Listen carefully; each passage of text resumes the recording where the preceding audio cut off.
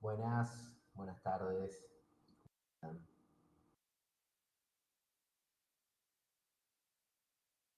Buenas tardes, profesor. ¿Qué tal?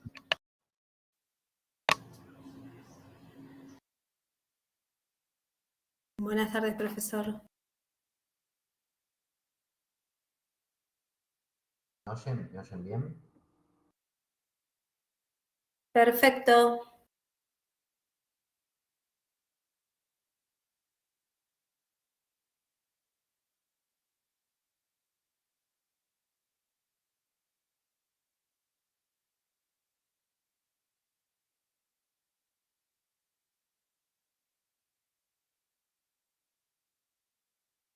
¿Escucha? Yo no los escucho a ustedes. Se lo escucha perfecto. ¿Nos escucha, profe? A ver, espérenme un cachito. Ahora mejoró el audio. Estaba bajito, por lo menos con el mío. Yo lo escuchaba perfecto igual. Hola, hola. Perfecto, se lo escucha, profe. ¿Nos escucha? Sí, yo no los escucho a ustedes. Ah. Espérenme un cachito. A ver. Y entre nosotros nos escuchamos bien. Sí, yo les escucho a las compañeras y a usted, profesor. Sí.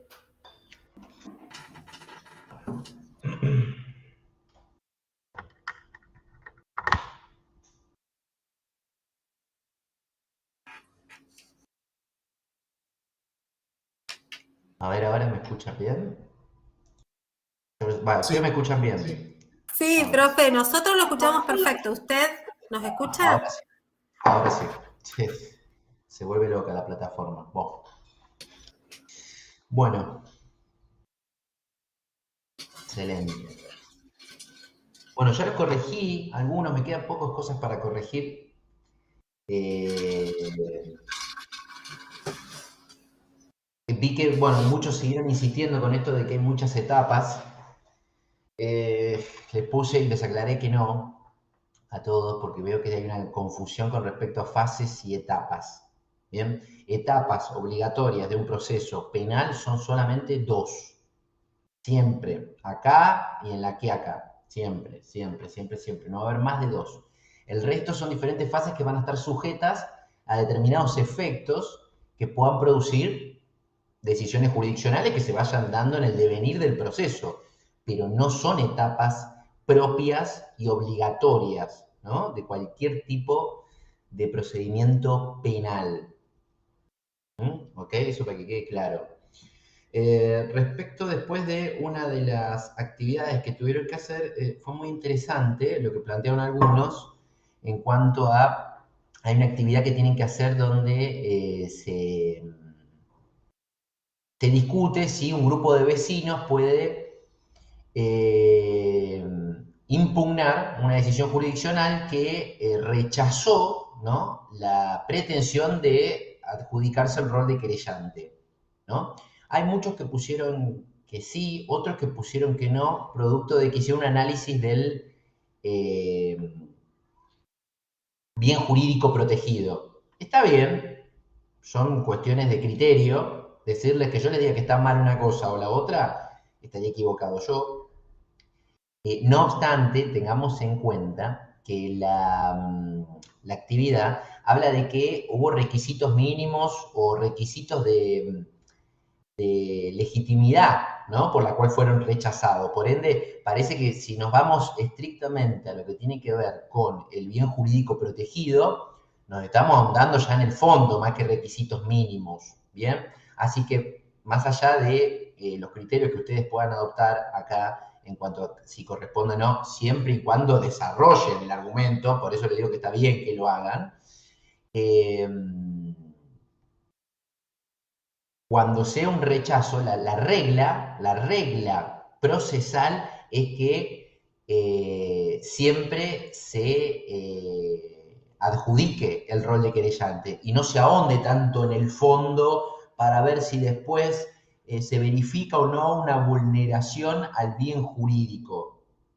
No sé si me siguen con esto. Yo estoy tratando de explicarlo con las palabras adecuadas y para que lo entiendan.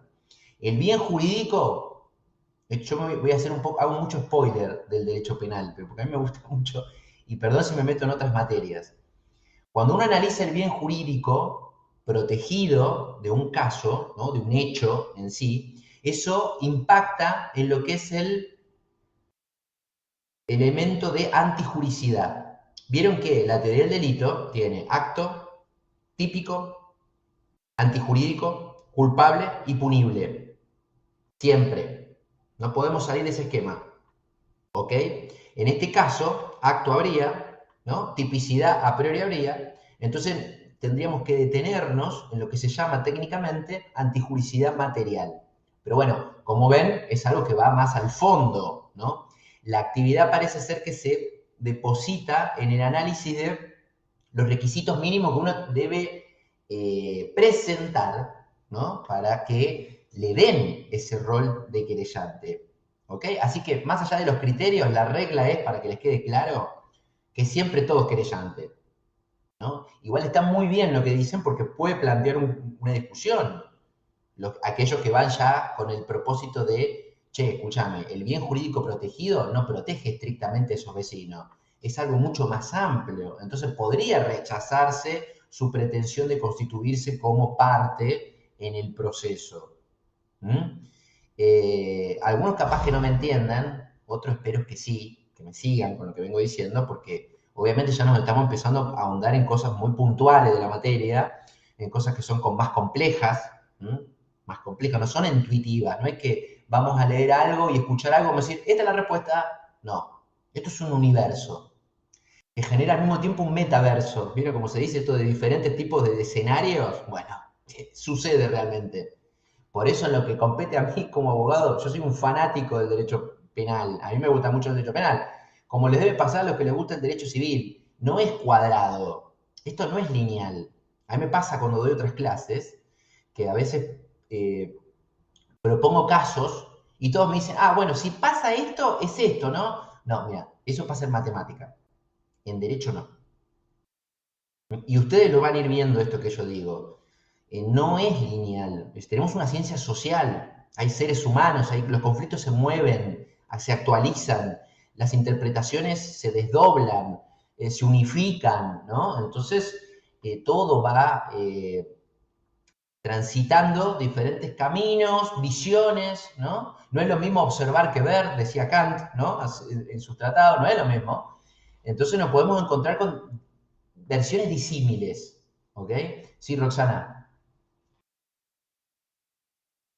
Hola, profe, buenas tardes. A mí puntualmente no hice esa actividad, pero a mí lo que me pasa en derecho penal, que me cuesta salirme de ese esquema, que es como que yo busco en el código la tipicidad. Eso me pasa a mí puntualmente. Entonces me cuesta mucho correrme de ese lugar. Pero bueno, sí, hay que intentar abrir más la cabeza, es verdad. Totalmente, excelente. Yo sé que ahora, principalmente para los que se ocupan mucho y quieren aprender, porque vieron que a mí me ha pasado, hay muchos momentos, muchas materias que uno estudia para zafar.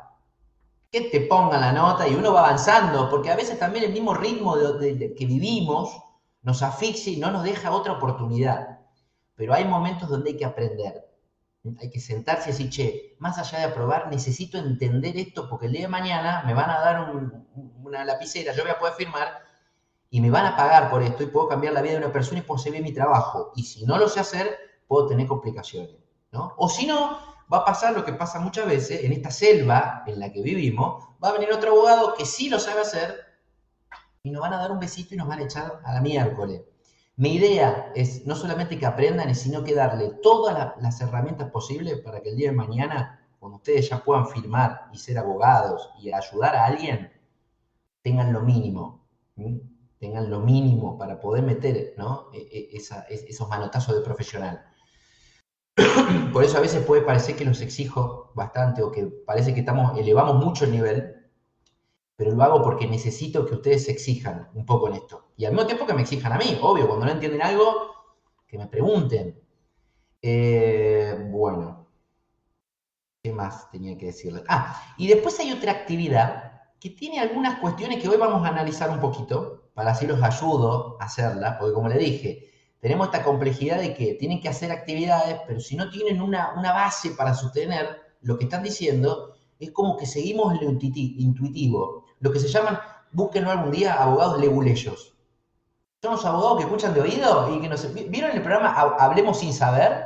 ¿Lo vieron alguna vez? ¿Vieron que ponen cualquier tema y a veces parece que saben lo que dicen, pero en realidad no saben nada? Bueno, no sean abogados leguleyos, ¿no? Sean abogados que saben, al menos saben el barrio donde están parados. Vamos con esto entonces. Ya vimos auto de mérito, ya vimos lo que es el sobrecimiento, ya vimos lo que es la falta de mérito, ya vimos el procesamiento, alias malas noticias, ya vimos en qué trata, ¿no?, el procesamiento, ya vimos a priori qué eran las medidas de coerción, ¿no?, donde empezamos a ver cómo podemos atar una soga al cuello del imputado. Vimos quién las puede pedir, el Ministerio Público, fiscal y el querellante, y quién las dicta, el juez, obviamente. Vimos cuáles son los 3 aspectos fundamentales que tiene la prisión preventiva, que no deja de ser una medida cautelar. A pesar de que los abogados que hacemos penal parece que la prisión preventiva es algo único en el mundo, no, tienen los mismos requisitos que una medida cautelar.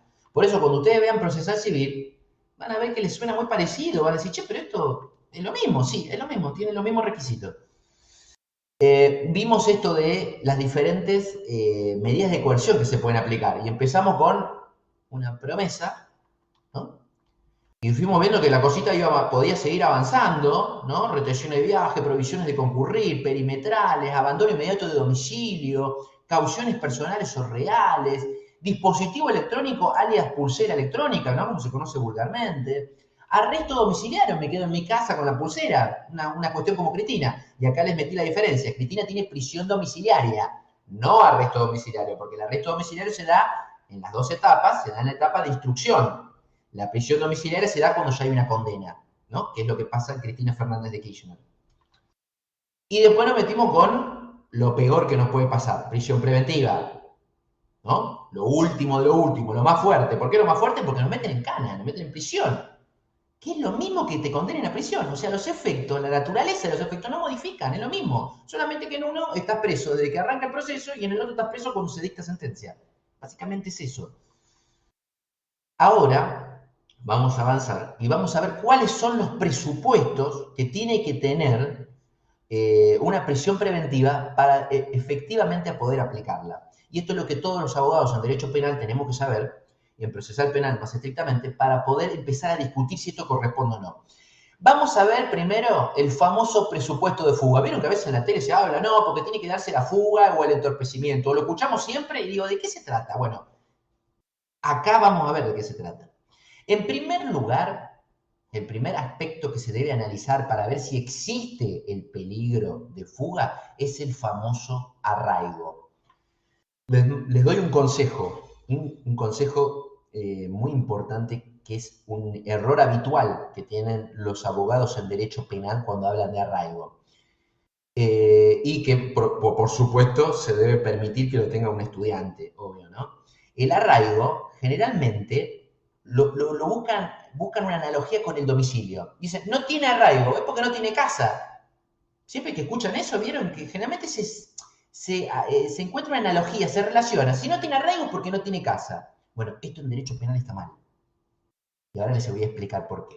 Cuando se habla que alguien no tiene arraigo, significa que no tiene domicilio, no tiene una residencia habitual, no tiene un asiento de su familia, no tiene un asiento concreto de sus negocios y trabajo, y tiene facilidades para abandonar el país o permanecer oculto. Ahora lo voy a pasar a explicar.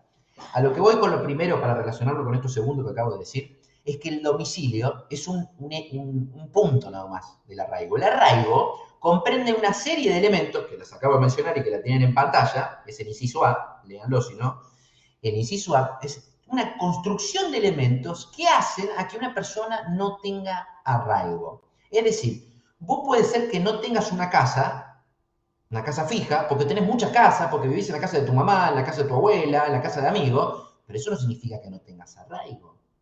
¿Qué pasa? Error común, los abogados dicen, no tiene casa, no tiene arraigo. Y no, esto no es así, esto está mal. El arraigo comprende una persona que tiene un domicilio, ¿no?, que es donde habitualmente descansa, donde habitualmente hace sus cuestiones de intimidad y privacidad, tiene una familia, tiene una mamá y un papá y un hermano, hijos, una esposa, que son personas que se pueden individualizar, ¿no? Que el imputado las puede mencionar, las puede decir, este es mi papá, esta es mi mamá, este es mi hijo, esta es mi esposa, ¿no? Tiene un trabajo, yo trabajo en tal lugar, tengo un trabajo, usted me puede encontrar en este lugar, yo trabajo acá. Puedo tener un trabajo no registrado, porque la vida no me dio la posibilidad de tener un trabajo de dependencia. ¿Puedo ser un vendedor ambulante? ¿Puedo vender medias en la calle? Sí, señor. Es un trabajo. Ahora, la justicia no me puede condenar por ser pobre, porque ahí estamos en un problema. ¿La justicia me puede condenar o decir que no tengo arraigo porque duermo en el piso, en una esquina? Bueno, esto, aunque les parezca loco y fuerte, sí pasó. Muchas veces, personas que vivían debajo de un árbol o vivían en una esquina, eran consideradas como aquellas que no tienen arraigo. Hasta que tuvieron que venir las cortes, la Cámara revisó y decir, pará, porque vos podés dormir generalmente, ¿no? En el piso, en la calle, o en una plaza, porque no tenés un mango, porque no tenés trabajo, ¿no? Y eso se puede acreditar jurídicamente, porque si no, pareciera ser que los jueces aplican la prisión preventiva por la falta de arraigo, básicamente porque son pobres, ¿no? Y encontraríamos una suerte de contradicción. No sé si me siguen con esto. Este cambio de paradigma, este quiebre que se da en la realidad jurídica, se pudo exhibir muy, muy fuerte en la pandemia. Pero muy fuerte. Ahí empezaron estas discusiones potentes, ¿no? Entonces, para resumir, el arraigo es la comprensión de todos estos elementos. Y como ven, son elementos que lo que hacen es poder deducir, juez, abogados, fiscales, querellante, cualquier interviniente del proceso, deducir que una persona va a ser ubicable. Porque la puedo ubicar en su trabajo, porque la puedo ubicar en su casa, porque puedo ubicar a su mamá, puedo ubicar a su papá, puedo ubicar a sus hijos. ¿Me siguen? Bien. Primer aspecto, arraigo. Segundo aspecto, circunstancia del hecho, naturaleza del hecho, pena esperada, imposibilidad de condenación condicional, detenciones previas, posibilidad de reincidencia. Esto es fácil. La naturaleza del hecho la va a tener que mencionar y analizar el fiscal o la querella. ¿Esto qué quiere decir? Que no es lo mismo un abuso sexual que un arrebato de una cartera. La naturaleza del hecho reporta una gravedad que va a ser atendible en algún momento del juicio. No es lo mismo. El daño ocasionado, la vulneración al bien jurídico protegido, es mucho más fuerte. Bien. La pena esperada y la imposibilidad de condena condicional es lo mismo, básicamente. Es la famosa amenaza de pena. Y esto tiene que ver con que en un caso concreto, una persona que está siendo juzgada, ¿no? Que tiene un proceso abierto y que se le está atribuyendo una conducta, sabe ya de por sí que si es condenado, esa pena que se le va a imponer va a ser de prisión de efectivo cumplimiento. ¿Y qué genera esto en la naturaleza propia del ser humano? Si el tipo o la tipa sabe que lo van a meter preso de llegar a juicio, lo más probable es que se quiere escapar. Entonces esto, porque uno se quiere ocultar, es la naturaleza propia del ser humano. Si uno sabe que va a terminar preso 20 años de prisión, le están atribuyendo, es muy obvio, más que obvio, es muy probable, ¿vieron cuando usábamos los términos de probabilidad? Existe mucho riesgo de que esa persona se oculte, se escape. Si le están atribuyendo un homicidio, un abuso sexual, muchos robos, un robo violento, es muy probable que esta persona, sabiendo de que la pena no va a poder quedar en suspenso, se va a querer escapar.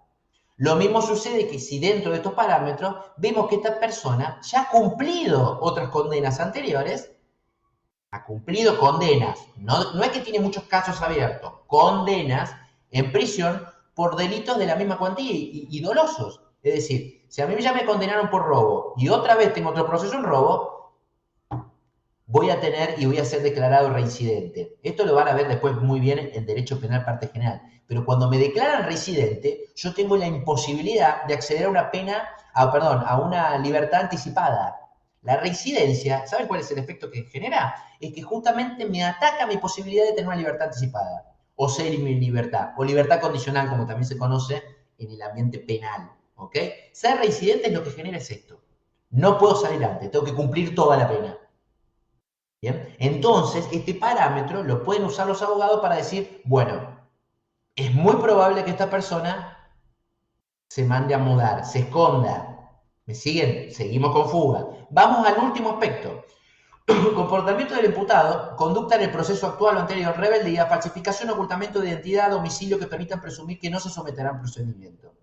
Conducta del proceso actual o anterior. Esto básicamente se analiza cómo esta persona a la que se le puede llegar a aplicar prisión preventiva se comportó al momento de ser identificada. ¿Se quiso escapar? ¿Mintió con el nombre? ¿Mintió con el DNI? La policía lo tuvo que correr. Persecución policial por las calles, ¿no? Persecución policial por la calle muestra un comportamiento elusivo, es decir, una persona que evidentemente quiere esquivar la justicia porque está en problemas. Esto es obvio, ¿no? Cuando lo individualizan, dicen, no te voy a decir cómo me llamo. Esto pasa mucho, ¿eh? No te voy a decir cómo me llamo. Averigualo. ¿Cómo es su DNI? No te lo voy a decir. Ponga las huellas aquí, para así podemos saber quién es usted. No. Ah, bueno. Estamos dando pie a la prisión preventiva. ¿Bien? ¿Por qué? Porque si nosotros configuramos dentro de un caso alguno de estos elementos, vamos a estar en presencia y vamos a tener latente el riesgo de fuga. Por ende, como ven, no es tan intuitivo. Hay parámetros. Se tienen que sentar los abogados y los jueces a explicar todo esto que estamos viendo en pantalla. ¿Ok? Vamos ahora al famoso entorpecimiento. ¿Qué es? ¿De qué se trata? Bueno, acá le ponemos los aspectos. Aspecto número A, o identificado como A. Que el imputado o la imputada va a destruir, modificar, ocultar, suprimir o falsificar elementos de prueba. Puede haber algún documento, puede haber un arma, puede haber una prenda de ropa, que el imputado la tiene, que sabe que la justicia la va a tener que ir a buscar, ¿no? Un cuerpo de una persona, y el imputado o la imputada, ¿qué va a hacer? Lo va a ocultar. ¿Y qué va a hacer por efecto? Entorpecer el accionar de la justicia. ¿Bien? Por otro lado, intentar asegurar el provecho del delito de la continuidad de su ejecución, generando la posibilidad de que por él o por interpósita persona esto se siga perpetrando. ¿Bien? Va diferenciando las conductas. ¿Ok? Miren la C. Hostigar o amenazar a la víctima o testigos. El famoso, el imputado sabe dónde vivo. Ya me amenazó. La mujer que viene y dice, no es la primera vez que este señor me amenaza y me hostiga. O me quiere abusar sexualmente, o me golpea, o es violento conmigo. Ya lo hace mucho tiempo. ¿Usted, señor juez, va a permitir que esto pueda volver a ocurrir? Bueno, aspecto C. Es probable que el imputado o la imputada, estando en libertad, hostigue o amenace tanto a la víctima como a los testigos. Bien. Aspecto D. Puede influir para que testigos o peritos informen falsamente o se comporten de manera desleal o reticente. Estando en libertad, esta persona puede ir a agarrar a un testigo que lo vio justo cuando estaba golpeando a una persona, un vecino, y se le aparece con el chumbo ahí en la puerta y le dice, si vos mañana vas a declarar, te fajo. Y el juez esto lo puede deducir. Lo va a tener que explicar, ¿no? No es que hacemos futurología, lo va a tener que explicar mediante una base objetiva, obvio. Inducirá o determinará a otros a realizar tales comportamientos. ¿Esto sabe cuándo sucede? Cuando dentro de una banda de ladrones hay algunos que están sueltos. Hay algunos que no sabemos ni cómo se llaman y hay algunos que todavía no encontramos. Entonces, estando en libertad el imputado o la imputada, va a inducir a los otros. No aparezca porque nos están buscando, estamos al horno. El expediente, estamos al horno. Inciso E. Inciso E. Entonces, como ven, hay un montón de aspectos, supuestos, ¿no? Que el juez y las partes van a tener que analizar para explicar que en un caso o se da peligro de fuga o entorpecimiento de investigación o ambas. O ambas. Entonces, si se dan estos aspectos, ¿no? Y de forma global uno entiende que corremos muchos riesgos si esta persona queda en libertad, entonces la prisión preventiva tiene sostén legal. Tiene sostén legal. ¿Bien? Yo sé que fui muy rápido y esto es muy importante, porque vieron que lo vivimos escuchando en la televisión, lo vivimos escuchando. Así se puede construir jurídicamente una prisión preventiva. ¿Se entendió? Es fácil, pero quería que lo vean y vean dónde está. ¿Ok? ¿Y cuál es la única forma? Profe, perdón. ¿Qué tal, María? ¿Hace mucho? ¿Ya empezó la clase? Porque Sí, empezamos. Perfecto, gracias, disculpe. Empezamos, vos quedate tranquila que está grabado. Está grabado, no te preocupes. Excarcelación y exhibición de prisión. ¿Son recursos? No. No son recursos. No y no. Son remedios, se sabe llamar, remedios o herramientas. A mí me gusta decirlo herramientas. Yo en los artículos que he escrito hablando de esto, hablo de herramientas jurídicas, ¿no? Que solamente su única finalidad, ¿saben qué es? Extinguir la detención o la prisión preventiva. Ahora vamos a ver en qué consiste esto. Y esto los abogados lo usan para sacar mucho dinero, porque obviamente se imaginan que está en juego la libertad de una persona.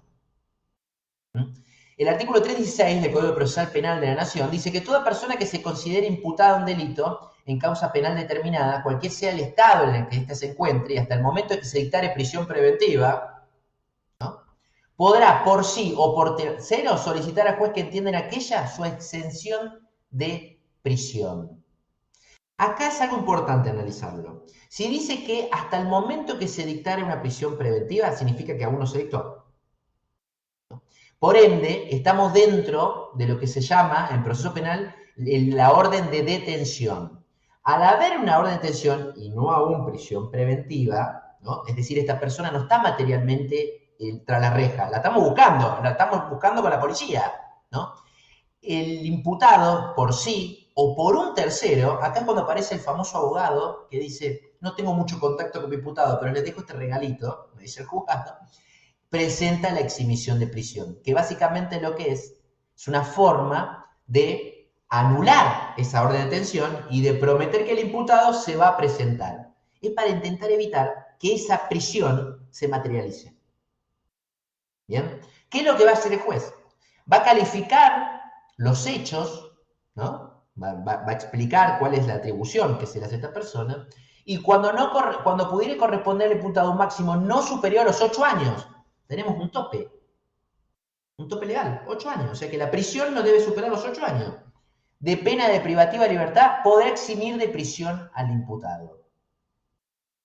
Entonces, presentada la exhibición, 316, primer párrafo, el juez va a analizar este tope legal y le puede otorgar la libertad y anular esa orden de detención. No obstante ello, también podrá hacerlo si estimare prima facie que procederá a una condena en ejecución condicional. Es decir, que si lo condenan, puede que quede en libertad porque esa pena, en caso que lo condenen, puede quedar en suspenso. Entonces podría tener una ejecución condicional. También puede dar la exhibición de prisión. No obstante ello, también, eso ya lo leí, salvo que se le impute alguno de los delitos previstos por artículo 139, 139 bis, 146 del Código Penal, ¿no? Que son todos delitos contra la integridad sexual, y hay muchos más de estos delitos, hay muchos más, que también lo pueden leer en el 14, 15 del Código Penal, muchos más delitos que se empezaron a incorporar, ¿bien?, para intentar quitarle esta base, ¿no? Acá seguimos hablando, cuando hablamos de exhibición, con orden de detención, es decir, el imputado o la imputada sigue en su casa, está oculto, está prófugo. ¿Vieron cuando se dice está prófugo? Los abogados se presentan en tribunales y presentan esto. Cobran mucho dinero. Mucho dinero. Ahora, ¿qué pasa cuando la persona está presa? Está presa, ¿no? El agua al cuello, está detrás de una reja, la cosa se complicó. Excarcelación. Y la excarcelación podrá concederse, 317, en los supuestos que correspondiera a la exhibición de prisión. O sea, la misma base legal. Cuando el imputado hubiere cumplido en detención o prisión preventiva el máximo de la pena prevista por el Código Penal para él o los delitos que se le atribuyan. Es decir, ya hay una cantidad de años que está con prisión preventiva y ya superó incluso lo que le correspondería de sentenciárselo a una pena de prisión. ¿Bien? Cuando el imputado hubiera cumplido en detención o prisión preventiva la pena solicitada por el fiscal en un requerimiento de elevación a juicio ya solicitó la pena y el tipo todavía sigue en juicio ahí y sigue preso y no tiene condena. También corresponde. Cuando el imputado hubiera cumplido la pena impuesta por la sentencia no firme, es decir, ya se dictó la sentencia y todavía no quedó firme. Cuando el imputado hubiera cumplido en detención o prisión preventiva un tiempo que, de haber existido condena, le habría permitido obtener la libertad condicional, lo que habíamos hablado antes, siempre que se hubieran observado los reglamentos carcelarios. Todo esto son supuestos que puso el legislador, pero ahora vamos a la realidad práctica. Acá lo único que importa es esto. Que se dé la fuga y que se dé el entorpecimiento. Por eso todo el tiempo escuchamos entorpecimiento o fuga. Y es cierto, esto, ya lo dijo la Corte Suprema, es lo más importante. Todos estos son requisitos de admisibilidad de los recursos, pero lo que va a tener que ver el juez, lo que van a tener que explicar la parte y lo que van a tener que hacer el día de mañana ustedes, si trabajan de esto y alguien le ofrece mucha plata, porque ¿qué hace un abogado cuando le viene y le dice, necesito que me saques de libertad a mi hijo, a mi hija, a mi amigo? Bueno, es el momento, ¿no?, de apretar, de aprovechar. ¿Ok? Acá lo que hay que explicar, fuga y entorpecimiento. Bien, esto es lo más importante. A ver.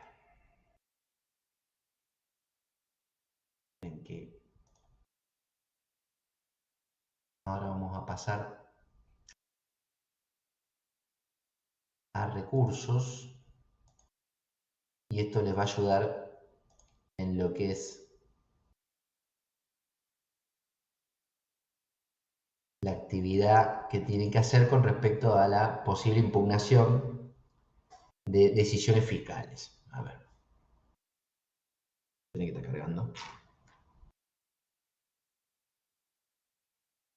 ¿Se entendió lo que vimos?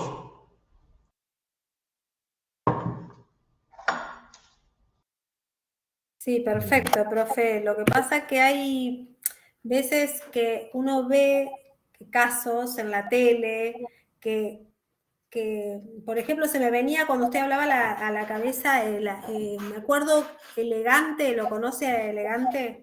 Sí. Bueno, que él estuvo tanto tiempo con una prisión preventiva, creo que fue así, pero no me cierra ningún caso de las excepciones, o sea, de todo lo que usted nombró, peligro de entorpecimiento, peligro de fuga, o sea, no me cierra de qué, no sé la causa, desconozco la causa, pero de qué se habrá agarrado el juez para otorgar eso. O sea, bueno, no sé si en la realidad pasa lo que acabamos de ver acá. Sí, no pasa. Yo te digo, lo hago todos los días. Esto pasa. Porque, por ejemplo, yo me acuerdo, yo no conozco la causa, ¿no? Estoy hablando con una suerte grande de irresponsabilidad porque no conozco el fondo del asunto. Pero si me guío un poco por lo que públicamente se pudo ver, yo recuerdo que se acusaba a Elegante de haber aportado armas y de haber generado un robo, ¿no? Entonces, a priori, todo esto lo deduzco, ¿no? Sí, Lo deduzco. de como de haber querido raptar a unas personas, que de haber querido... Privación ilegítima de la libertad, era uno de los capos de imputación. Ah, sí, tenés razón. Eso, Sí, María Laura, eso. Bueno, mirá, acá te lo marco, por ejemplo. Naturaleza del hecho. Estoy seguro, sin haber leído la causa, que los jueces discutieron este punto. Por otra parte, ahí decía María y nos traía a colación esto de privación ilegítima de libertad, ¿no? Más esto de utilización de armas. Me suena que esto, imposibilidad de condena condicional, es muy probable que la haya tenido en juego, ¿no? Por otra parte, viste que acá el aspecto A dice las facilidades para abandonar el país. Bueno, Elegante tiene mucho dinero, así que tiene los medios, o sea, un fiscal o un abogado de la querella va a explicar y va a decir, Elegante tiene muchas facilidades para rajarse, pero muchas. Sí. ¿Me entendés? Todo esto se analiza así, lo discutimos así como yo le estoy contando a ustedes. Esta es la base legal, pero después no, son cuestiones que se discuten en una audiencia y se deben explicar de esta forma. En Salta la prisión preventiva es de 15 días y hace una audiencia múltiple, claro. Después hay diferentes localidades, ¿no?, donde la prisión preventiva tiene un límite. A nivel nacional y a nivel que lo estamos viendo nosotros acá, a nivel nacional federal, el límite son 2 años, prorrogable por otro más. Yo escribí hace no muchos años un artículo que se llama Jenkins versus Argentina. Jenkins fue un señor que tuvo 8 años preso con prisión preventiva, en los años 90. Nadie le explicaba por qué, nadie le decía nada. La pobre señora de Jenkins, pobre mujer, la verdad que esa mujer se merece un monumento. Iba al Congreso solita la señora, vieron cómo son las mujeres son algo increíble, con un cartel diciendo, por favor, liberen a mi marido. Por favor. Hasta que, ¿saben qué? Alguien le consiguió una audiencia con el defensor del pueblo, ¿no? En esa época donde los defensores del pueblo estaban muy atrás de todas estas cosas. Y empezó a oficiar, le pedía respuesta, y el tribunal se hacía el sonso. Cuando ya no le quedó más tiempo, el tribunal lo liberó. ¿Y saben cómo lo liberó? Diciendo, bueno, como ya no hay más tiempo, pues ya 8 años, y ¿saben qué pusieron? No hay prueba alguna contra el señor Jenkins, así que lo liberamos. Esos 8 años de prisión sin saber por qué, se le acusaba de haber sido de comerciar estupefacientes, nadie se lo dio. ¿Qué hizo Jenkins? Presentó una demanda contra el Estado, el Contencioso Administrativo Federal. ¿Qué hizo la Cámara? Dijo, no, mirá, Jenkins, el juez tenía base legal. ¿Se pudo haber equivocado o no? Eso es otro asunto, pero la base legal de poder mantenerte preso estaba. Entonces no procede la demanda. Jenkins al horno, ¿no? Hasta que hubieron abogados que dijeron, pará, vamos a la Corte Interamericana, porque acá se vulneraron tratados y convenios internacionales.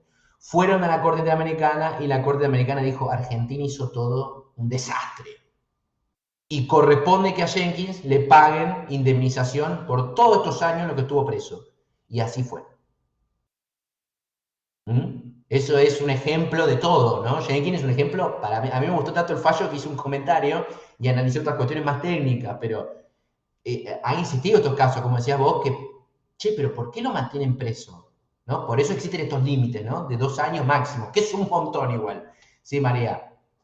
Profe, ¿se puede contestar que si había base legal, por qué no procedieron? Y esperaron tanto tiempo. Si hay base legal, lo mejor que puede existir es proceder. Eso, ¿sabés lo que es, María? Eso es la famosa casta judicial. Nunca otro juez lo va a atacar a otro juez diciendo, no, porque la casta judicial. No, pero está la casta de... Sí. Claro, porque la casta no es solamente de la política ejecutiva. La casta está en los empresarios, la casta está en la justicia, la casta está en los políticos, la casta está en los empleados de comercio, en los sindicatos. La casta está por todos lados, no es algo propio de los políticos, nada más, ¿no? Lo vemos en todos lados. Ustedes en su trabajo deben ver casta de los jefes, no sé, de los vecinos, hay de todo. Bueno, para continuar. Recursos. ¿Para qué sirven los recursos, ¿no?, que tenemos en el código? Para controlar la legalidad y la razonabilidad de las decisiones que puedan dictar los jueces, para revisar, modificar, revocar o anular una decisión, ¿no?, que nos genera un agravio, para garantizar la defensa de juicio y el doble conforme, es decir, garantías constitucionales. Si el juez, porque nos pueden decir todo que no, ¿eh? Nos pueden decir todo el tiempo que no. Miren cuando dice el abogado, che, le presento y me dicen que no. Bueno, para eso existen los recursos. Y para unificar criterios, por supuesto, ¿no? Las mismas salas tienen que unificar criterios. Ahora, ¿existen requisitos de punibilidad? ¿Yo me puedo equivocar en un recurso? ¿Puedo presentar un recurso y me lo pueden rechazar in limine? Sí. No sé derecho, me pueden rechazar un recurso. Y puedo tener problemas, ¿no? Porque después, ¿quién explica al cliente que no es que el juez es malo, sino que el abogado es un burro? Bueno, es complicado, ¿no? Entonces, tenemos 2 tipos de vías de requisitos de impugnabilidad. Sí, María, ¿me quieres preguntar algo? Profe, porque acá hace la distinción entre ordinarios y extraordinarios. Ya vamos a hablar de eso. Ah, ok, perfecto. Sí, voy primero a los requisitos. Dentro de la faz objetiva, en primer lugar tenemos que ver que la resolución sea recurrible. Y cuando hablamos de resolución, ¿quién dicta resoluciones? Esto es simple, pero yo lo quiero aclarar por las dudas. ¿Quién dicta resoluciones? ¿Los fiscales dictan resoluciones? ¿Las querellas dictan resoluciones? El que resuelve es el juez. Por ende, es el que dicta las resoluciones. Y por ende, esto parece una estupidez, pero yo tengo abogados que a veces vienen y preguntan, abogados ya recibidos, o que quieren impugnar una decisión fiscal. Lo he visto muchas veces. Bueno, esto es una burrada. Lo único que se puede impugnar es una decisión de un juez. Bien, el resto no se puede impugnar. ¿Ok? Entonces, hablamos de resoluciones recurribles. Y cuando decimos resoluciones recurribles, significa que evidentemente los códigos van a establecer qué es lo que es recurrible y qué es lo que no es recurrible. Pero también vamos con un principio constitucional. Todo lo que no está prohibido está permitido. Entonces, si una resolución no me dice que es recurrible o no recurrible, yo puedo recurrirla por las dudas, ¿no? Ante la duda le recurro, porque no está prohibido. Bien, independientemente que taxativamente el código me va a mencionar qué es lo recurrible. El tema es que va a ser muy genérico. Primero lo que tengo que ver es que dentro de la fase objetiva lo que yo estoy tratando de impugnar y de criticar sea pasible de ser recurrido, valga la redundancia. La vía recursiva prevista para este acto, tengo que verificar si en el código, ya sea acá en Capital Federal, sea en Mendoza, sea en San Luis, establece, ¿no?, dentro de la vía recursiva la posibilidad de impugnar ello. Por otro lado, hay algo muy importante, la tempestividad o la cuestión temporal. Si cumplo con los días, vamos a ver cuáles son los parámetros de días. Y obviamente la forma. Van a haber recursos, esto está muy bueno, que dicen que hay que motivar. Y hay otros recursos que dicen la palabra fundar.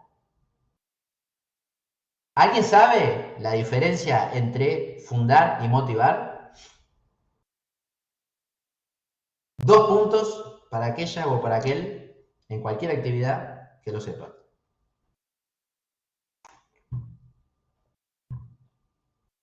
No lo sé, pero por los 2 puntos digo lo que me parece, profe. Para mí, yo me motivo en la norma. Como abogado me motivaría en la norma, pero sería al revés. Me fundo en la norma y me motivo, no sé. Es como cuando tiran una rabona, pero, viste, se entrecruzan las piernas. Fundar es citar la ley, dice Sebastián. Y motivar... Hay cuestiones muy técnicas de los abogados que de verdad marcan la diferencia, ¿eh? Marcan la diferencia, uno pierde menos tiempo. Motivar es dar el motivo por el cual, si no se acata la apelación, las consecuencias serían negativas para quien apela una resolución. O sea, yo apelo una resolución. ¿Y por qué la apelo? Porque para mí no es, no quiero decir no es justa, porque no sé si sería sería correcto, pero no está fundada, o sea, no tendría un final dentro de... No sé cómo decirlo, profe, si no es la palabra... Claro, está muy bien, estamos pensando, y no tienen por qué saberlo ustedes, no tienen por qué saberlo. No sé cómo decirlo. Pero lo pueden saber, obviamente, porque lo han leído o porque se han interesado. Porque, a priori, ¿por qué es tan confuso? Sí, ahora le dejo a Karen, que va a ser la última, que le doy la posibilidad, porque parece ser parecido, ¿no? Motivar, fundar, argumentar, le podemos meter, ¿no? Parece todo lo mismo, pero no es todo lo mismo. Sí, Karen, dale, son la última. Vamos, Karen, por los 2 puntos, Karen. A ver. 2 puntos. Creo que bueno, como dijo un compañero, fundar se funda con la ley. Ahora, los motivos que llevan a fundar esa ley tiene que ver con el razonamiento que hace el juez, lógicamente, basado en los hechos, para llegar a esa resolución. Tiene que ver con la lógica que aplica en base a los hechos expuestos y poder todo eso de la mano también fundarlo en la... Pero tiene que ver con los hechos, con una cuestión fáctica y lógicamente como se hace un desprendimiento lógico, un razonamiento, tendrán que ver las premisas para llegar a una conclusión que sea lógicamente fundada. Y me parece que tiene que ver la motivación por ese motivar, lado. ¿no? Motivar lo está explicando muy bien, pero fundar, entonces, ¿qué sería? Fundar se funda con la norma, con el derecho. ¿Y motivar también? No, pues motivar tenés que motivar con doña Norma, porque si no, estás al horno. Pero ¿cuál es la diferencia? Porque si en los dos tenés que meter la norma... Pero tiene que ver, la motivación tiene que ver con la lógica, con el razonamiento lógico que va a hacer el juez para motivar esa resolución fundada. No, pero son dos cosas distintas. Son dos cosas, motivar y fundar son dos cosas distintas. Partamos de esa base. Bueno, motivar es la lógica que usa el juez. Y fundar es fundar en derecho, para resumirlo. No, te falta ahí, pero está muy cerquita. Vamos a explicar, pero está cerquita. Por un punto. Para hacerlo más simple. Motivar es menos que fundar. Vamos a partir de esa base, ¿no? Motivar significa, un poco como decían ustedes, explicar, ¿no?, las razones que dio el juez y en las cuales nosotros creemos que se equivoca. Eso significa motivar. Las razones que dio el juez y que para la parte el juez se equivoca. Ahora, ¿fundar qué es? Fundar es un plus. Fundar es explicar esas razones que dio el juez y decir por qué se equivoca y además explicar cómo debió haber resuelto. Entonces, que es mucho más, yo lo estoy diciendo muy simple, pero es mucho más difícil, ¿no? Porque una cosa es decir, acá se equivocó, y después decir, tuvo que haber resuelto de otra forma, ¿y por qué? En los dos va a haber norma. Doña Norma es la novia inseparable de los abogados, en todo lo que hacemos. Es nuestra novia de acá hasta que nos morimos. No la vamos a poder dejar nunca. Nuestra amante, nuestra novia, nuestra amiga, siempre.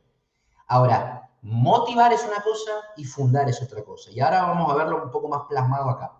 Ahora, ya dijimos los recursos de la fase objetiva. Ahora, de la fase objetiva, el gravamen tiene que ser actual, ¿no? Tiene que haber un perjuicio concreto dirigido hacia la parte que intenta impugnar.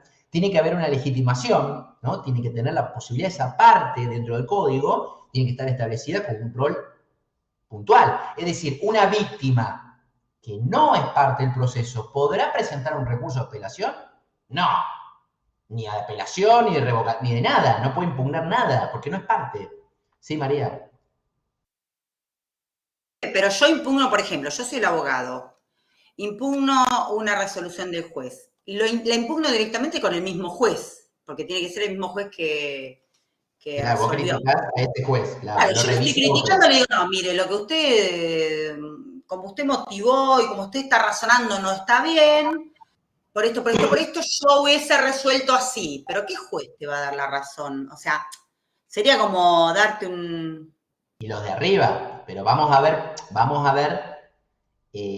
por qué procedería eso y cuándo procede, porque es un recurso especial de los llamados extraordinarios. ¿Viene del mismo juez o viene desde más arriba? Como decís vos, María, es más difícil que 3 jueces de arriba te digan, no, tiene razón el abogado. Pasa, porque se puede equivocar el juez. Claro. Sí, José. O sea que no resuelve el juez mismo recibe la crítica. Él ya habló, ya está. Sí, Okay. Sí, José. Profesor, con ese caso se podría buscar el recurso de casación cuando vos le querés decir las cosas al juez. Exacto. Está bien. Exacto. Por ahí va la cosa. Dame un segundito.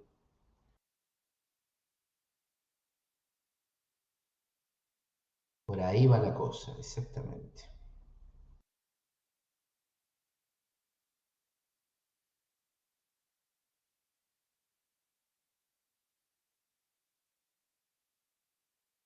Bueno.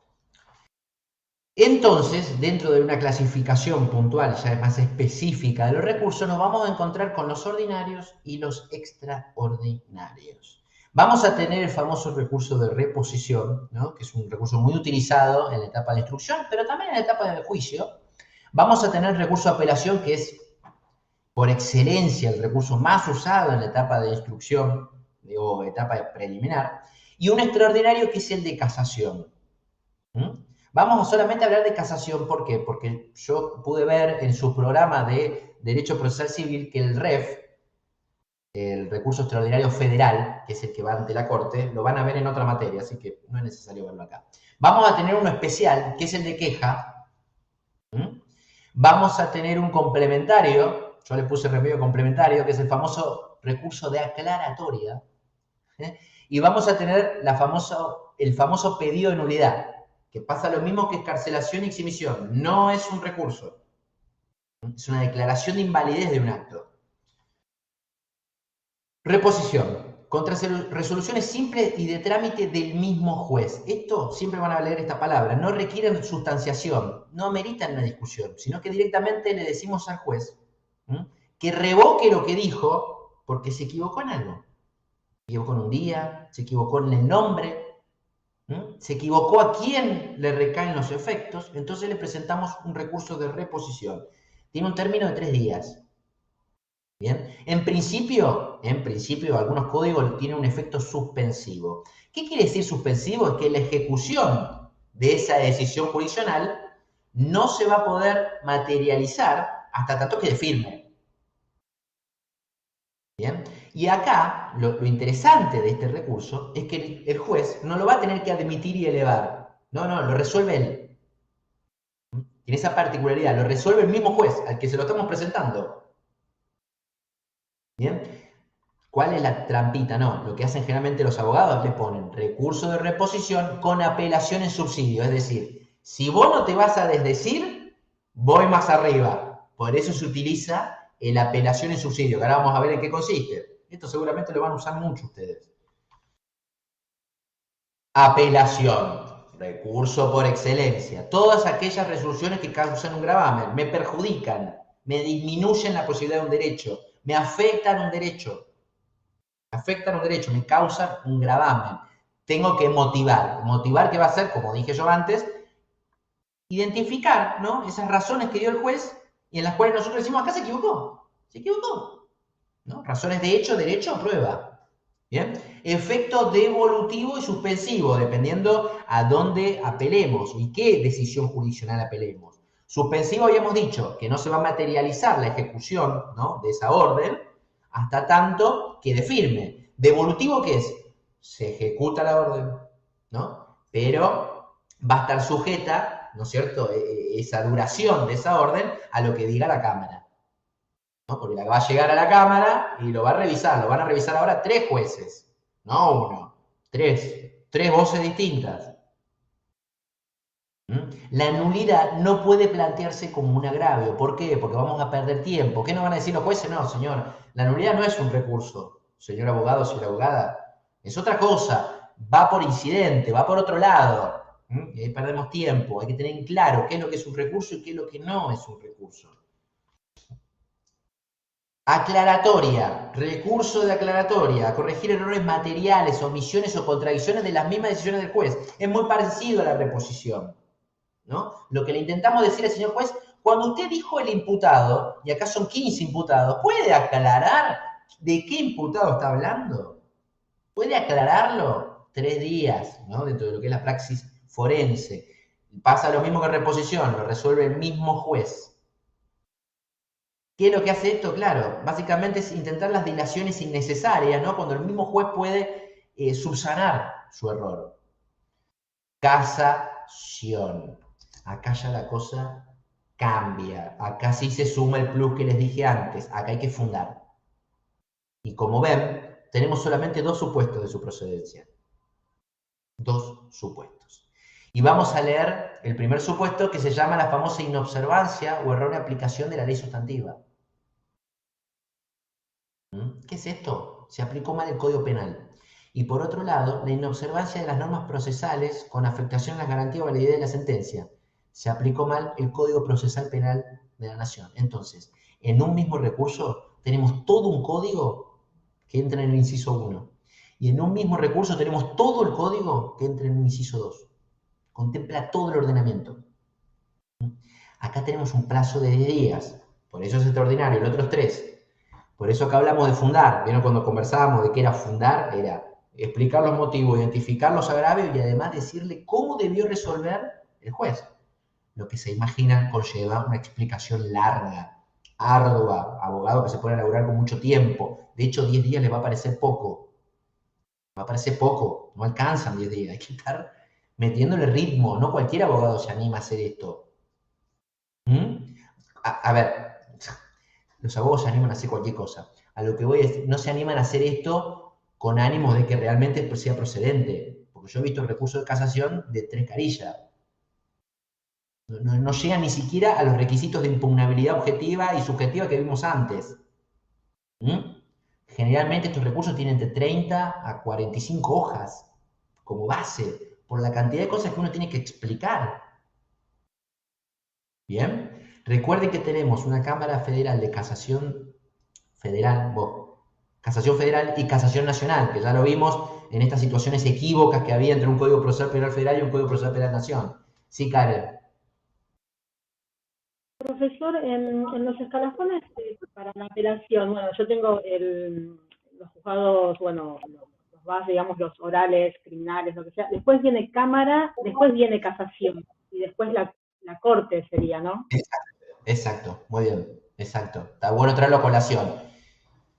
Apelación, que es el único que me permite la revisación de una decisión jurisdiccional, va a habilitar las voces de la Cámara. De la Cámara de Apelaciones. Vieron que todos los fueros tienen una Cámara de Apelaciones. Estos recursitos. Casación, que también tenemos unas cámaras revisoras que se llaman cámaras de casación, van a revisar las sentencias de los tribunales. Tribunales, no la de los jueces de primera instancia. Salvo, porque siempre existe la excepción, salvo cuando el juez de primera instancia dicta una resolución que le ponga un fin al asunto. Por eso acá pusimos, en cuanto a la procedencia, que casación procede contra sentencias definitivas o equiparables. Ustedes me van a preguntar, y bueno, pero si hay una primera instancia, una primera etapa y una segunda etapa, ¿cómo en la primera etapa podríamos frenar el asunto? Por ejemplo, suspensión de juicio a prueba. La suspensión de juicio a prueba es equiparable a una sentencia definitiva, porque suspende el juicio, ¿no?, al cumplimiento de diferentes requisitos. Entonces ahí sí procedería casación. Ya vamos a ver medidas alternativas. Yo estoy yendo a una cuestión muy técnica, porque me interesa que ustedes sepan, pero como para que puedan ver que todo tiene un porqué. Casación procede contra sentencias definitivas o equiparables a tal. ¿Bien? Y hay cámaras específicas que se llaman de casación, o sea, son fáciles de identificar, ¿no? Y que van a tratar todos estos asuntos, o sea, fallos y sentencias que le ponen fin a un pleito. Fin. Y tiene 10 días. Queja. La queja. De hecho, un alumno hace poco me preguntó de una queja, pero en el ámbito civil. Que no, lástima que no está porque le iba a preguntar bien para entender bien lo que me habían preguntado.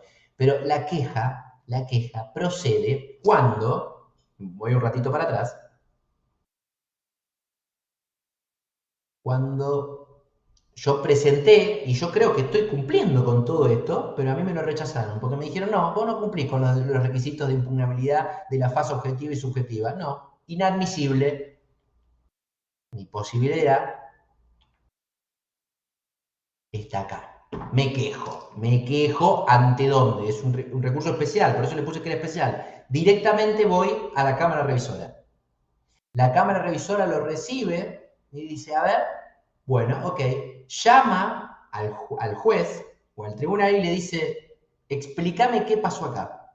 Así, rapidito y puntual. Los jueces tienen que explicarle, ¿no?, a su jefe, a su superior, a la Cámara de Casación o a la Cámara de Apelaciones, le tiene que explicar por qué rechazaron un recurso, ¿no? Y ahí Cámara, una vez que tiene el porqué y la queja, resuelve.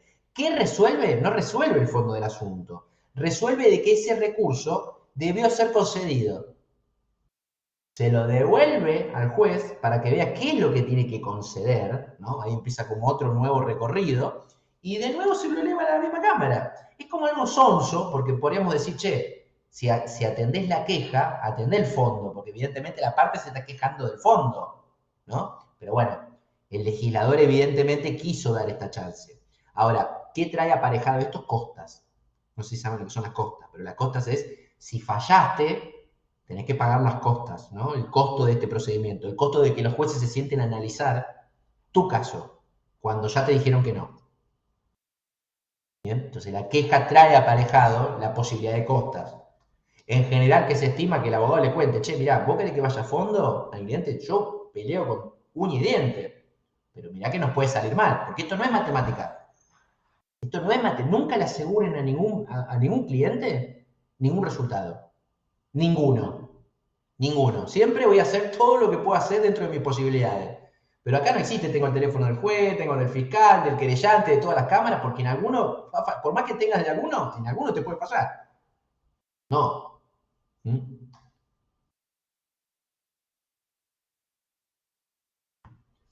Justamente el objeto, para la finalidad de este recurso, es que me habiliten la posibilidad de que se admite ese recurso, ¿no es cierto? Y después, cámara ahí sí recién pueda introducirse en el fondo del asunto. Para que quede claro, porque esto me olvidé de ponerlo, casación necesita fundar, es decir, identificar los agravios y explicar cómo debió haber resuelto un tribunal. Por eso, lleva, se imaginan, mucho desarrollo jurídico y mucho desarrollo fáctico de un proceso.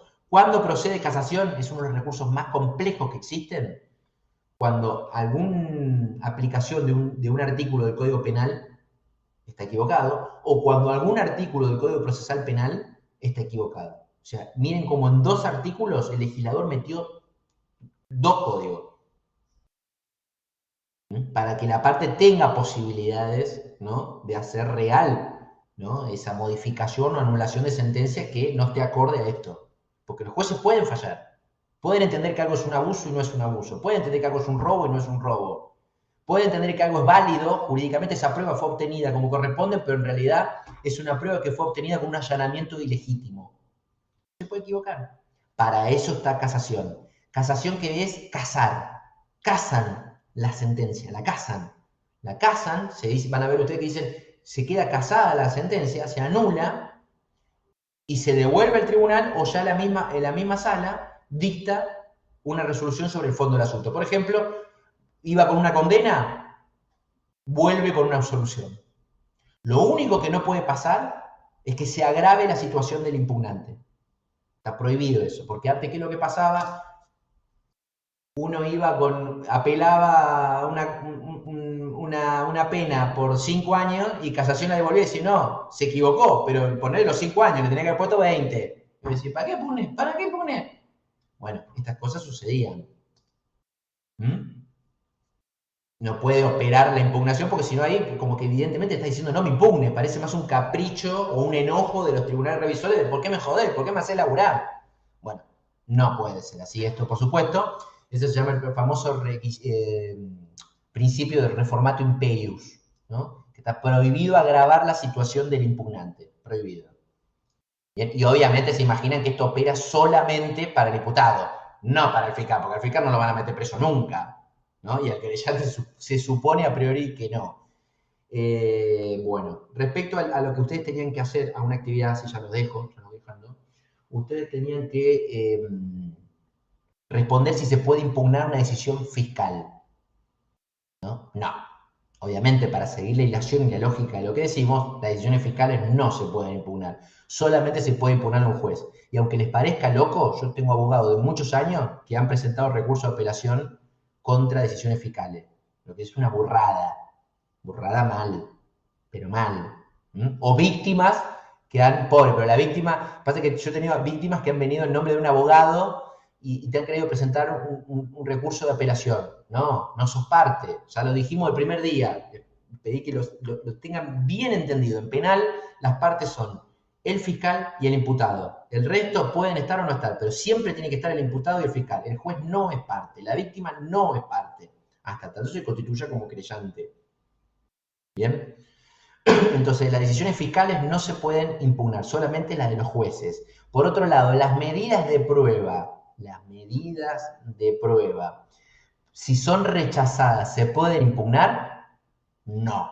Lo dice el código. Lo dice el código. Si ustedes leen el código, van a ver que dice, en el civil creo que pasa lo mismo, las medidas de prueba rechazadas por el juez no son susceptibles de requisito alguno, de recurso alguno. Por eso hay que tener mucho cuidado y ser muy estratega con las pruebas, porque me las rechazan. Ahora, ¿nos queremos poner más finito? Más finito, a mí me gusta eso, ponerse bien finito. ¿Puedo impugnar un rechazo de una medida de prueba? Bueno, habría un caso. Si el juez es arbitrario, ¿qué quiere decir esto? Si el juez me la rechaza, o el fiscal, cuando tiene la causa delegada, me la rechaza, no porque no, y no me explica por qué no, ¿bien? o se basa en una ley que no está vigente, o se basa en una ley que no tiene nada que ver con el fuero penal, bueno, ahí me abre la oportunidad de pedir una nulidad de esa decisión. Y si no me la dan, apelo. Son todas trampitas, ¿no? Esto es muy de procesalista. Pero si vamos a lo puntual, ¿se puede impugnar una decisión? Recuerden, porque tienen que hacer una actividad de esto. ¿Una decisión fiscal? No. En el caso de que la decisión sea del juez, de rechazarme una medida de prueba, ¿se puede impugnar? En principio no. Lo dice el código. No. Lo van a leer ustedes. Van a decir, no se puede rechazar. Ahora, queremos ir más allá. Si la decisión es arbitraria y el juez me dice lo que se le canta o es caprichoso, bueno, ahí sí nos puede abrir, ¿no?, una causa de declarar una invalidez de esa decisión. ¿Y qué va a decir la Cámara Revisora? No. Bueno, no, escúchame. Si me está diciendo no, ¿por qué no? Y es un capricho, no estamos conforme a derecho. Y acá discutimos de derecho. ¿Bien? ¿Se entendió todo esto? Esto fundamentalmente para darle una mano en esa actividad que tienen que hablar de las famosas impugnaciones. ¿Bien? Ya hablamos a priori también de lo que era la posibilidad de las querellas. Que está bien decir que sí, que no, en función, siempre y cuando lo puedan argumentar, ¿no? Sí, Joel. Sí, profesor, le consulto entonces, cuando dice si es posible interponer algún recurso contra la decisión del fiscal, no. Entonces eso sería la respuesta, sería que no. Exacto, así, es más, si me quieren poner no, solamente la del juez, está perfecta esa, pero más que perfecta. Más que perfecta. Más que perfecta. Bueno, chicos, ¿alguna pregunta? ¿Algo que haya quedado duda o alguna consulta? Motivar es dar un motivo. Muy bien, Sebastián, un fenómeno. Por supuesto que sí. Eso no te lo voy a negar.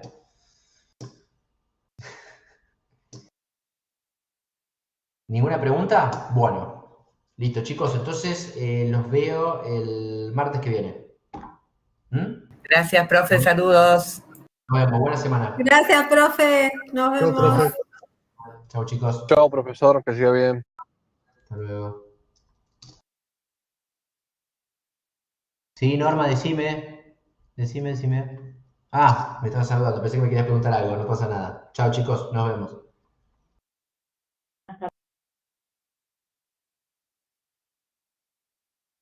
Sí, pero si me querés preguntar algo, decime, Norma. Total, los otros ya están liberados, pero vos me querés preguntar algo, pregúntame, ¿eh? No pasa nada. Yo te escucho.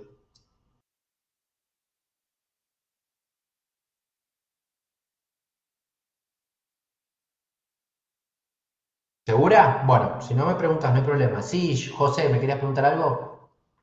Sí, profesor, mire, no sé si tiene que ver, digamos, con la conversación que estuvimos dando, pero, por ejemplo, veo que usted habló sobre el tema de prisión. Y, por ejemplo, veo que muchas veces pasa de que la policía hace controles y lo llevan a gente, digamos, como que lo encierran por 2 o 3 horas, después le llaman al abogado y lo sacan. ¿Eso tiene algo que ver? ¿Cómo se hace? ¿Cómo es el tema? Lo vemos más adelante. No, Disculpe, no. Está muy buena tu pregunta, porque ya estamos yendo a lo puntual, a la vida real, ¿no? Sí, es esto que vimos hoy, José. Justamente, mira, para después cuando la revises a la clase, es esto que estábamos viendo antes. Básicamente, espérame. Justamente esto. Esto, escarcelación. Los abogados presentan una escarcelación, ¿no? Presentan una escarcelación y cómo basan esa escarcelación, ese pedido de, che, déjamelo libre a mi cliente. Se verifican que no haya presupuesto de fuga, verifican que no haya presupuesto de entorpecimiento, ¿no? Y en el caso que lo haya, ¿no? Lo que hacen los abogados es esto, verificar que se pueda poner un arresto domiciliario, que se pueda poner un dispositivo electrónico, que se pueda ver una caución real, que se pueda poner un abandono del domicilio, una previsión, es decir, medidas menos gravosas que la prisión preventiva. Recién cuando ven los jueces que no hay otra forma, ¿no? De no correr ningún riesgo que no sea la detención, mantener ese estado de detención, se la van a rechazar. Pero si el abogado, por eso te digo lo importante es saber esto, si el abogado le busca la vuelta, más si tiene experiencia, pero si conoce la ley, ya tiene un plus enorme, porque va a buscarle la forma que con alguna de estas cuestiones evite la prisión. ¿Me entendés? Entonces lo largan. Y sabes, la pregunta que vos me hiciste, también una cuestión que por ahí no la dije, y es importante, pero si lo leen en el artículo lo van a tener, que esto se debe resolver en 24 horas. ¿Entendés? Entonces, viste, se corre, y por eso los abogados aprovechan y sacan mucha plata. Claro, porque yo por ahí me puse a pensar, vio que habíamos visto antes de que no se le puede poner prisión a nadie siempre y cuando no tenga una orden del juez. Entonces me pongo a pensar, si una persona que va preso porque el policía le llevó por una detención, por un motivo X, pero no tiene motivo o fundamento suficiente para seguirlo detenido y para que un juez lo pueda, digamos, dar su Avalar. juicio. Exactamente, avalar, no me salía la palabra. Eso, es que esa es la trampita, José. ¿Sabés cuál es la trampita? Va trampita. En realidad lo que no sabemos, lo que no saben ustedes, porque son estudiantes, es que pasa así. A vos te detiene la policía hoy en la calle y te van a decir, usted queda demorado. Y te ponen los ganchos y te llevan a la comisaría, ¿no? En ese interín, el policía llama al fiscal y le dice, avalame la detención, avalame. Lo único que necesita es que el fiscal, un juez, que lo atienda el teléfono y le diga, avalo. Ahí ya pasaste a condición de detenido. Antes estás aprendido. Se dice la aprehensión de la policía. Cuando el fiscal o juez avala eso, ahí pasamos a detención. Y cuando ya eso pasa a un expediente o una audiencia de parte, ahí pasamos a la prisión preventiva. ¿Entendés? Ah, está bien, porque justamente había, por ejemplo, estábamos hablando con un grupo de compañeros anteriormente y justamente uno de mis compañeros salió, digamos, anoche y bueno, no sé cuál fue el motivo de que hubo una pelea entre sus compinches, no sé cómo fue todo el tema y la policía los llevó a todos juntos. Entonces el hermano los fue a buscar con un abogado, pero no entendí bien cómo el abogado, o sea, no sé cómo obtuvo el abogado para sacarlo de inmediato, porque me supongo de que no tenía las pruebas suficientes de que él estuvo en esa riña, me imagino yo, no sé. Seguramente lo que pasa es que en el transcurso, el juez tiene un tiempo para llamarlos y llevarlos. En el transcurso de ese tiempo el juez dijo, sí, detenelo, pero cuando lleguen los antecedentes, liberalo. Entonces el abogado no hizo nada, ¿me entendés?